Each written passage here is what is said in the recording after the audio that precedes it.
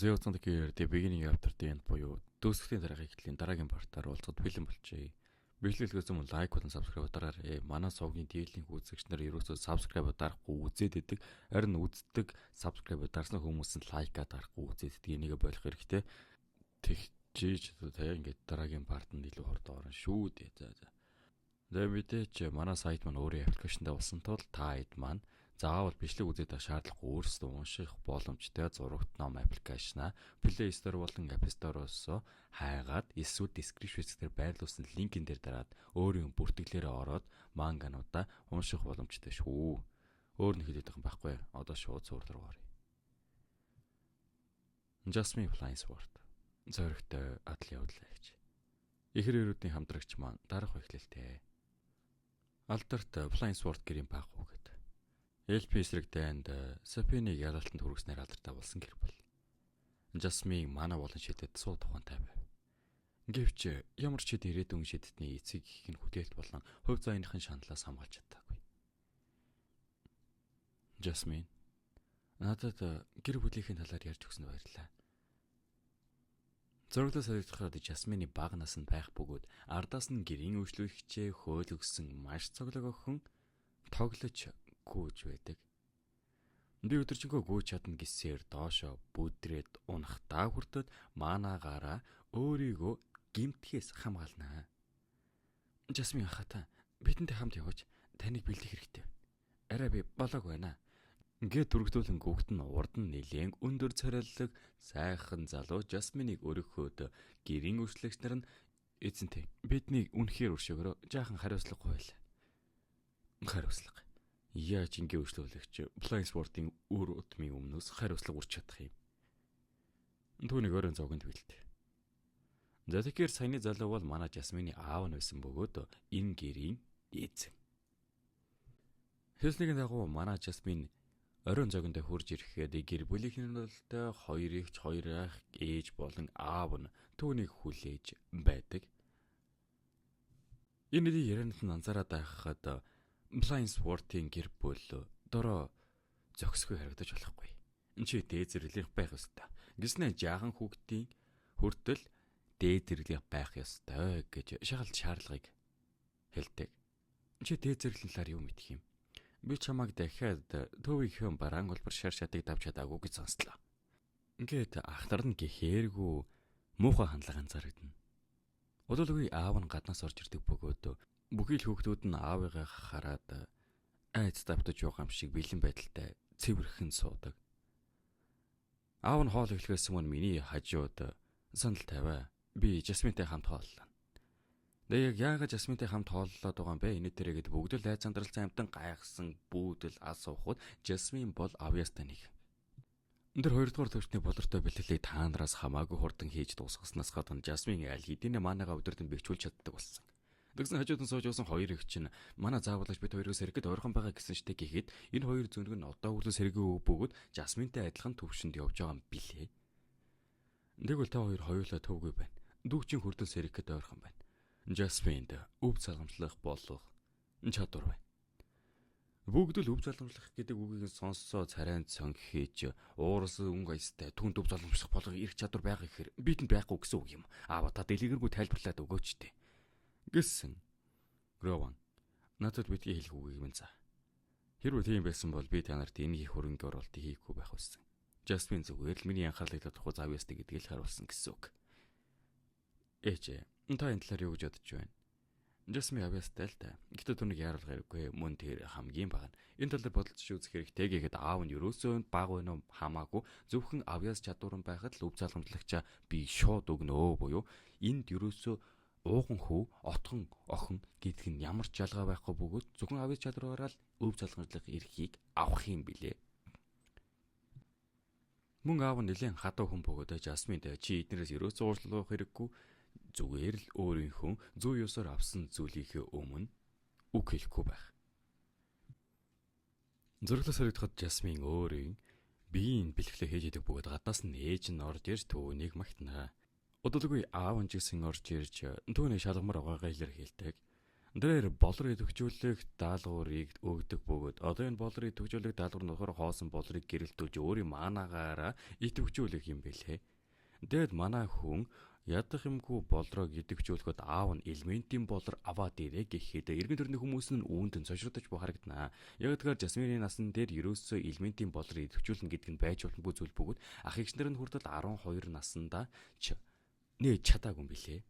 Тэгээ ердөө нэгэн болрыг идэвхжүүлэхийн тулд ахтар нь хүртэл 7-оос 1 сарын бэлтгэл сургалтыг хийж элементийн болрыг идэвхжүүлсэн бөгөөд энэ ерөөсөө тэр жигтэй байж боломгүй зүйл. Энэ зүйлийг нь аав нь хэдий мэдэж байсан ч гэсэн Жасмин бол угаасаа энгийн хөөгт биш. Дүүний аавын чадвар энэ анхан шатны галын болрыг идэвхжүүлэх ёстой гэснээр өөрийнхөө доор байсан багш нарт нь галын болор авчир гэдэг. Хэснийг нэг элементийн болрыг авчирхад Жасмин өнөөхийг нь хөөх яагаад ч идэвхжүүлж чаддгүй бөгөөд дахин нэг удаа. Ингэснээр иймэрхүү гайстай 4-5 болрыг манай Жасмин харамсалтай идэвхжүүлж чадаагүй. Үүнд нь аавынх нь урам нэлээн хугарсан харагдах бөгөөд Жасмин руу жаахан урлах гайстай. Би чамд ямар их хөрөнгө оруулалт оруулж байгаа вэ? Хамгийн шилдэг бэлтгэжүүлэгч, хамгийн шилдэг цаг хугацааг чамд зориулж өгсөн. Ингэж болохгүй гэж юу? Чи бол гоц ухаантай хүүхэд. Дэмэс гээд Жасмины бэлтгэлийнх нь хугацааг нь 2-оос 3 дахин нэмэхээр болдог. Би чамайг өргөжлүүлэн хичээсээр вэ гэдэг чинь итгэж байна. Сайн байна. Би анхан шатны галрын болор дээр бүтлэхүйснийхэн дараа бүх цаг хугацаагаа өөрийгөө зажирхуулахад л зориулсан. Өдрөөс өдөрт 7 хоног, дахин 7 хоног болж би өөрийнхөө бүх чөлөө цагийг бясалгахаа бэлтгэл хийхдээ зарцуулсан. Би ширээнийхэн байр суурийг алдахыг хүсээгүй. Мөн аав ээжийнхээ урмыг уулахыг хүсээгүй. Дахиад л биш юу. Зурглаас харагдах Жасмин өөрийг ихтэйгээ тулдаж байдаг бөгөөд ихчийгээ ямар ч дэхэмгүйгээр хитэн хөдөлгөөн хийгээд л түүнийг газар хэвтүүлдэг. Цаана нь хүртэл аав нь харж байдаг бөгөөд сайн байна Жасмин. Мананы бэлтгэл чинь ахицгүй байгаа ч тулгын нэжээд урчин сайн байна. Би чамайг агтаагаа тулдгаад бэлэн болсон гэж бодож байна. Би Ровоныг томилтоор явсан гэж утсан юмсан. Тийм ээ, тэр явчихсан. Би Касчаныг маргаашийн төлөвөг сонгочихсон. Касчан улбар шар шатны шиддэн штэ. Удахгүй цайвар улбар шар болох гэж байгаа. Асуудалгүй үсттэй. Үгүй аа. Надад өрсөлдөрөд ахтарын хүртэл толдуулаад түүнийг давах чадвартай болсон гэдэг чинь итгэж үнэний тэрэг охиндоо арай л их дамж чаханд өгöd байгаа нь анзаарэгдэж байгаа байхгүй юу? Жасмин хоёр ихтэрээ иржээд саяны тулрын дараа ярилцахад хоёр их чинь манай Жасминд ерөөсөө дургу гэдэг нь үгс анзаарэгдэнэ. Гэхдээ яалтчгүй түүний яриа өнгө хэлхэн Plain Sword гэр бүлийн жалгамжлагч шиг л ярддаг бөгөөд хоёр их чинь хүртэл үүндээ хичээх ёстой гэдгээ мэдээд салдаг. Том их чинь хүртэл маргааш чигээс шантад толдно гэсэн. Тэр тулан дээр болгоомжтой байгаарай. Ямар ч тач бэлтгэл тулаан хийх өдөр нь ирсэн байдаг бөгөөд энэ тулааныг чудраг болгохын тулд Кэсяны төвийн манай хордог хантазаар дарж байгаа. Аль чадхаараа шурдах байлгахыг хичээсэн. Энэ гар тулаан байх болно. Ямар ч шууд л тулаан ихлхийг хэлтийг бөгөөд ах нь ямар ч хариу зөвхөн өгөлгүйгээр манай хүн рүү ээж дараалан хужирэг дайралтаар тайрдаг. Жасмин харамсалтай энд нь юу ч чадахгүй хэсэг паниктэж байснаа хөлнөөс нь барьж аваад унгааж эхэлнэ. Гэхдээ анхан лимхон өөрийнхөө мөчөөрөө түүний нүүрлүүн жидийг бас яалтчгүй харгас харагдаж байгааз. Цаг үрсэн ажил байна. Аава, тэр дахиж тулдаж чадахгүй. Бид хоёрын чадвар ялгаа хэтэрхий том байна. Тэр босож чадчихлаа байл. Тулдаж чадна гэсэн үг. Би түүний эсрэг өөрийгөө хамгаалж чадахгүй бол би жинхэнэ л хүн дээр яаж чамд гарах юм? Plain Sword-ийн бүх хүүхэд мөчөөгөө өгөх доргүй. Ахаад л Жасмин унана. Нэгсэн ч гэсэн аав нь өргөжлүүлжсэн тушаалыг өгдөг бөгөөд хүүн хүртэл аавынхаа үгнээс гарч чадахгүй болохоор өргөжлүүлэн Жасминыг дахиж дээрээс нь нүдэж дэвцэлж эхлэхэд Жасмин доороос нь үлгсэн цогөлтөөр арай ч юу саяны байрлалаас нь гарнаа. Монаны гадна тесрэлт байна. Жасмин сэрэг гэхэд тун ойрхон байна. Зөрөглөө солигдоход Жасмин ээжтэйгээ хамт цай уун суудаг бөгөөд саяны мананы сэргэлтийн талаараа ээжтэй хэлэхэд битгий болоогүй зүйлийг ярьж байна. Тийм учраас чи өөрт өөртөө заавал болсон бүтсэн зүйлийг л надад хэлэх хэрэгтэй. Гэхдээ би чамайг хүчрээ галын шидтэй хүн болно гэдэг чинь мэдэж байна.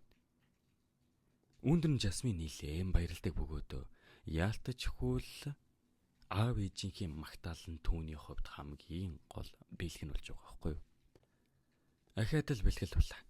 Хоёр ихтэйг хоёулантай зэрэг сэлмийн тулаан хийдэг бөгөөд 92 нүртэл манай Жасмины хажууд юу ч болохгүй хоорондоо паниктаж эргэлзэж хөлийн үйл ажиллагаанд тариг хүртэл ажиллаж чадахгүй. Тийм л хүмүүс байдаг. Тэгсэн Жасмин гинтэл ив гүзэл мэдрэн бэлгэлийн талбай дээр цэг зогсдог бөгөөд өөнийг нөгөөдөл нь анзаараад яг юу болсон бэ энэ тэрэг гэхэд Жасмины бие нь муудан доош унах шиг болоход хурдхан шахаа авч хэрэгтууд. Гэж хэлээд аав ээж хоёр нь ирэхэд манай Жасмин өөрийн маананы төвөө нээсэн болж таарнаа. Манай төвийг нээсэн даруйд нь Жасмин галын болрыг өгөн идэвхжүүлэхийг хэлэхэд галын болор нь яг идэхгүй байх шиг болсноо. Ахад л унтардаг. Дөрөөсөө галын болор нь манай хүнд ямар ч хариу үйлдэл үзүүлэхгүй байгаад нь аав нэлийн уурлаад багшд нь чи яагаад сайн галын болор аваагүй? Би чамд сайн галын болор ав гэж хэлж байхад эвдэрхий болор авчихлаа. Тийм ээ аав энэ зөв. Галын болор надад ерөөсөө хариу үйлдэл үзүүлэхгүй баг. Энэ нь зүгээр л эвдэрхий байсантай холбоотой байх. Ингээд газар байсан салхины болрыг авахад өнөөх нь манай хүнд шууд л хариу үйлдэл үзүүлдэг бөгөөд бүгд л гайхаж байгаа байхгүй юу? Учир нь юу вэ гэхээр Flying Sword гэр бүлдэн зөвхөн галын шидтэй хүмүүс л байдаг бөгөөд салхины шидтэн байж байгаагүй. Байгч ёсгүй. Зөрөгтэй сорилоход манай хүн өөрөө хоолын ширээний ардаа ирэхэд нь сандлыг нь хамгийн доор тавьчихсан байдаг. Аав ээжөр нь ерөөсөө тэрэн дээр ирээгүй байдаг бөгөөд яг яасан бэ гэхэд манай хүний засах гэж оролдож гадуур ажилтаа явж байгаа гэж хэлдэг. Одоо ямар нэгэн алдаа гарсан байж магадгүй гэхэд гадуур яваад байгаа юм байлаа л дээ. 5 хоногийн дараа хүртэл аав ээжэр нь ерөөсөө ирээгүй гэрт нь үзэгдэхгүй байгаад нь гайхаад хэгчнэрээсээ ороод асуухад аав ээжээр дөнгөж сайхан ирсэн аавын ажлын өрөөнд байгаа гэд Жасминыг ардаас нь явуулдаг. Жасмин ардаас нь очоод өрөөний гадаа чагнахад аав ээжээр нь хоорондоо хэрэлдэж чигэлдэг бөгөөд Жасминд ямар ч галын авийг салах тэр яг тийм гажигтай хүүхэд болчих уу гэд хоорондоо нэлийн уурцаж хамаг арга жаргыг хайж хэрүүл ихлүүлсэн болж байгаа байхгүй юу? Хэдий аавд нь ерөөсөө бууж өгөх санал байгаагүй зүгээр л Жасминыг дахиж бэлтгэлийг сайжруулах яах вэ? Ямар нэгэн арга байхад ёстой тэр хоёр элементийг зэрэг эзэмшдэг болчих юм бол Flying Sword-ын дүгнэх хамгийн хүчрэг нэгэн болно гэдэг л. Хэрүүл нь хоорондоо сунжирсаар бүр Жасмин бол миний хүүхэд биш юм шүү. Яахлаараа хэдэн 100 жил галын шидтний үр удам байхад тохиолдлоор цэлхний шидтэй хүүхэд төрж өгөө гэтэл. Аав нь уурсандаа яг түүн рүү өөрийн ууж ивсэн винотой шилэж шидэхэд Жасмин дундуур нь цэлхний шидээр тэр хоёрын хэрүүлийг зогсоодог. Ээжээ зүгээр. Би төгс төгөлдөр 5 хүүхэд төрүүлсэн. Гэтэл хамгийн итгэл хүлээлгэж байсан хүүхэд маань ийм байх гэж чи санаа зовхгүй байна уу? Уурсал гоохгүй юм. Өөрөөсөө ичиг хэрэгтэй. Ингээд одоо Жасмины хинт биш юм шигээр хаяад яваад өгдөг. Гадаа хөтөл 2 ихэр их чинь байдаг бөгөөд. Яасан. Тэр хоёрын чамд юу гэж хэлж бэ хоёр таах вэ? Мэдээ чамаг өрөөсөө ич гэсэн үү? Алга бол гэсэн үү? Үгүй дээ хонгор минь. Одоо ихэр өрөөдөд найдыг юу? Ямар тааж чи тэр хоёрын урамыг нь хугалсан. Тэд зүгээр нэг хайрладаггүй. Хариу авч хайрладаг. Одоо ингээл угаасаа манай Жасмины Flying Sword гэр бүл дийслэх байр суурьд навс унж байгаа. Зөрдлөс хэдхэд хамгийн том их чинь Жасминыг номын санд агуулж ирдэг бөгөөд энэ номын санаа нь болохоор ихчийнх нь авсан Flying Sword-ын цуглуулсан бүхий л мэдлэг шинжийг агуулсан номнууд байгаа юм байна лээ. Эдгээр номнуудыг нэлээд олон хугацааны турш судалсны эсэст нэрээр манагаа яаж тэнгэх үү, галын элементийг яаж сэргээх үү гэсэн номнууд л хөргийн уншиж судлаа байж байхад нь аав нь түүнийг дуудуулж өрөөндөө авшруулдаг. Аав нь болохоор Жасмины төлөө угаасаа байнгын л одоо судалгаа хийж байгаа юм байна л дээ. Тэр нь Жасминыг чи гэрээсээ явахлаар ерөөсө бодож хэрэггүй. Чиний яг энэ галын элементийг сэргээх үг чинь баттай болгосны дараа чи бол явж болно. Гэхдээ тэрнээс өмнө чи гэрээсээ гарахгүй, олонний анхааралд өвтөхгүй, зүгээр өөрийгөө хүчийг хэлэхгүй, уулзалтанд явна. Ямар ч байгаа гэдгээл батлаад яваад байх шаардлагатай. Тэгээд хүлээж хинч биш юм чигээр амьдржий гэж хэлдэг.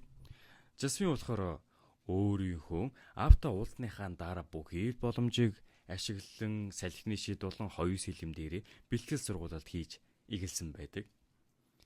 Гэр бүл маань надаас зайлс хийж байсан шиг би ч гэсэн тэднээс зайгаа барьж байлаа. Язгууртуудын арга хэмжээтэй эрэл би флайн спортын төгс хөтөлбөрж үжиглдэг байсан. Би цэгийн цагийг үр дүнтэй өргөх үед зүйлтэй болгох хүртэл тэдэнтэй ярилцахыг хүсээгүй. Би флайн спорт нэрийг авах хэрэгтэй гэдгээ харуулах хүртлээр өөрийгөө харуулахыг хүсээгүй. Хэдэн сар өнгөрсөн ч галын элемент маань сэргэн гэдэгт итгэсээр байсан. Би Сэндрийн зөвлөгөөний дагуу хос удаагаар айл болох олон цагийг зарцуулж судалгаа хийж байв. Бэлтгэлийн үр дүн гарсан. Ер нь бэлтгэлийн үр дүнгээс хүртэл манай хүн нэлээд гайгүй сайжирсан байлээ. Манайх жил болгон болдог язгууртуудын оройн зоогийг зохион байгуулж байгаа. Тэнд жил болгон гэр бүлтэйг оролцох надад өдөртөгөөс гадна төвөгтэй санагддаг. Энэ удаа манайх зохион байгуулж байгаа. Би анхаарал татахгүй байх тал дээр илүү их анхаарах хэрэгтэй. Энэ хурал дээр нь болохоор Flame Sword-ийн хамгийн том хүү ирсэн юм билээ.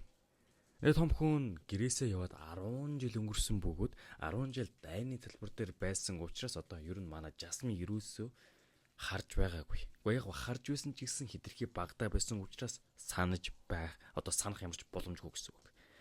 Зөвлөл үдэшлэхийн хоолны ширээний арагшаа чирждэг бөгөөд тэндэн том ах нь бололтой их л инээд хайр болсон яриа хөөрөг ихтэй чалчин амтан байдаг бөгөөд эхнээс нь дүүнрийг хадгаж эхэлдэг. Дээрс нь яасан тэгсэн ингэсэн үү инээдэрээгээд ер нь гэр бүлийнхэн том ахта дург нь шууд л анзаарагданаа. Тэгээ том ах нь болохоор гэрээсээ явсан шалтгаан нь болохоор аав нь л одоо дайны талбар руу явуулж гисэн билээ. Чи бол өв залгамжлагч болохгүй гэд.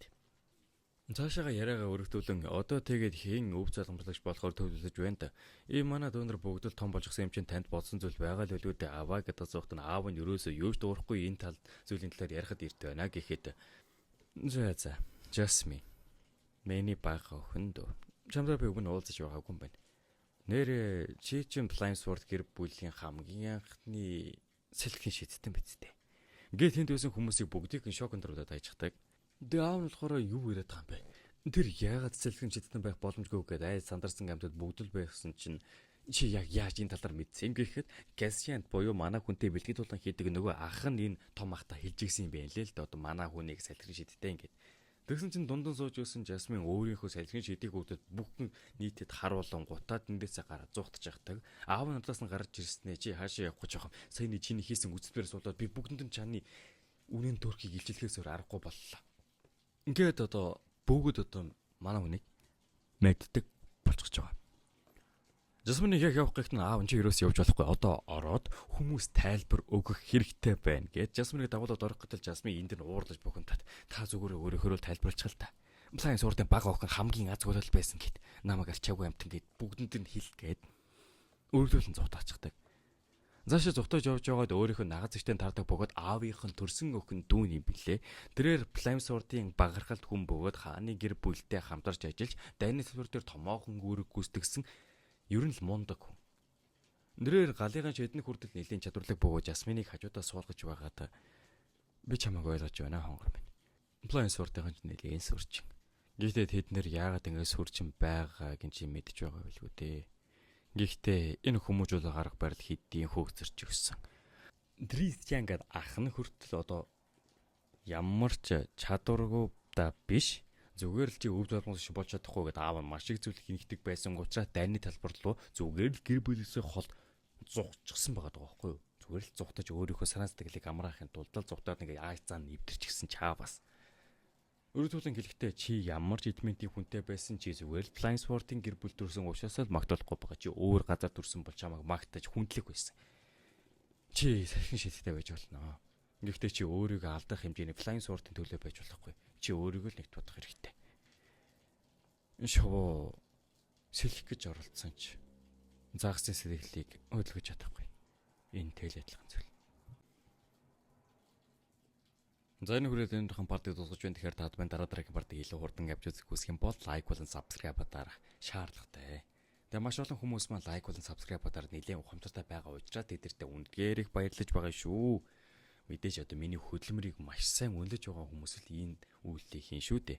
Хэрвээ та хэд маань өөрсдөө твшгүүгээр өргөжлөж уншихыг хүсэх юм бол 175.8 дугаар чаптраас The Beginning After the End-ийг манга цэгийн зураг номцыг сайт эсвэл зурагт ном аппликейшнаар ороод унших боломжтой. Яг одоо бүртгүүлээд цувралаа уншаарай. Одоо энэ хүртэл өнөрхөө баярлалаа. Тэгээ дараагийн мэдлэгээр уулзлаа. Түр баяртай.